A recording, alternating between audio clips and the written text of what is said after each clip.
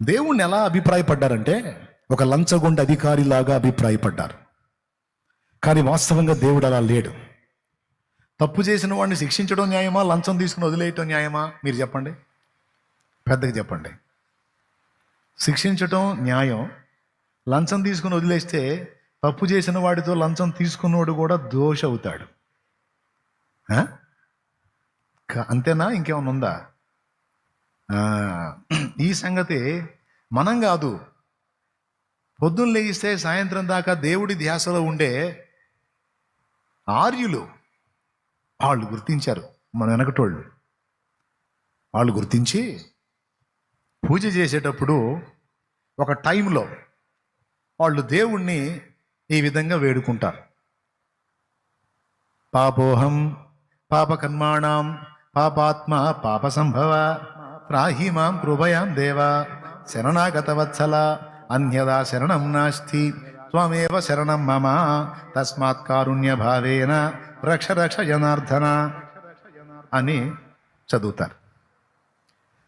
అది విన్నప్పుడు సహజంగా మనకేమర్థమైందంటే ఆ పాపం పాపి పాపోహం అంటున్నాడు కదా, అందుకని మనం పోయాం కదా, మన గురించి దేవుడికి రిక్వెస్ట్ చేస్తున్నాడు, వీడు పాపాత్ముడు ఏమి పాపాత్మురాలు వాళ్ళు వదిలేసే క్షమించేసే అని చెప్పి ఏదో మన కోసం వేడుకుంటున్నాడులే అనుకుంటాం మనం.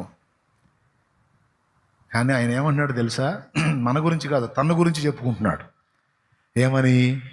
పాపోహం అంటే నేను పాపిని, పాపకర్మాణం అంటే నేను పాపకర్మలే చేస్తున్నాను, పాపాత్మ నా ఆత్మ కూడా పాపం చేతనే ఉంది, పాప సంభవ అసలు నా పుట్టకే పాపంలో పుట్టాను, రాహిమాం కృపయాం దేవా అంటే ఓ కృప కలిగిన దేవుడా నీ శరణుకు వచ్చాను, నీ శరణు వచ్చాను, అన్యదా శరణం నాస్తి అంటే నాకు వేరే వేరే మార్గాల్లో రక్షణ లేదు. అన్యదా శరణం నాస్తి అనగా నేనిచ్చే లంచాలు నువ్వు తీసుకొని నన్ను వదిలిపెట్టవన్న సంగతి నాకు తెలుసు. త్వమేవ శరణం మమ నేను బయటపడే దారి తమరే ఏదన్నా చూపించాలి.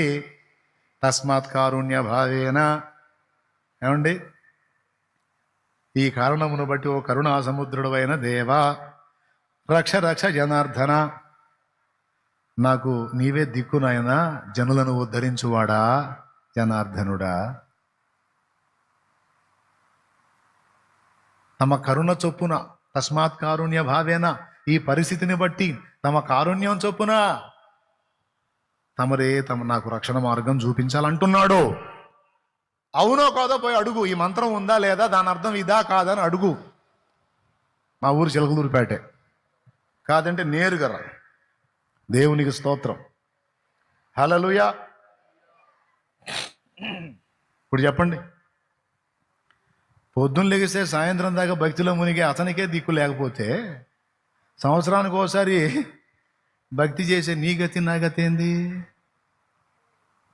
అంటే మన వాళ్ళకి ఏం చేస్తున్నారో చేస్తున్న దానిలో ఏం ఒరుగుతుందో క్లారిటీ లేదు.